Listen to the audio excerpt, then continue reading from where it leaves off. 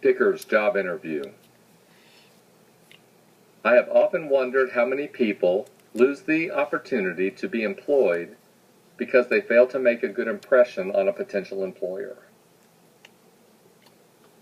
The old saying, first impressions are lasting impressions, is certainly something to carefully consider before being interviewed for a job.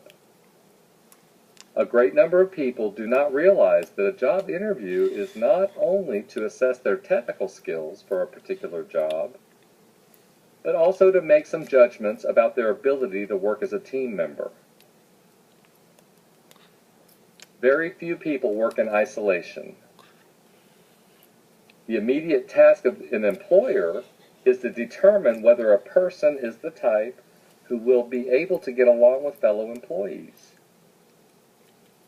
Sometimes, work is hard to find, and a person may hurt his chances to land a job simply because he failed to answer key questions carefully.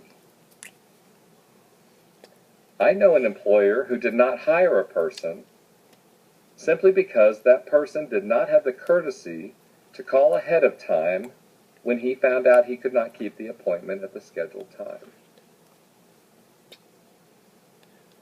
It is important to remember that it is not just the ability to do the job that counts.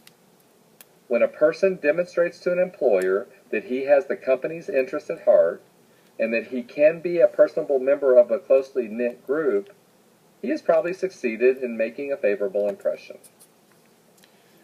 Of course, it is important to keep up with the latest developments in one's field and be ready to discuss one's knowledge and abilities frankly. No matter how much a person's knees may knock before the interview, it is important to impress upon the employer that one can relate to people easily, that one has the necessary skills for the job, and that one will make a positive contribution to the company.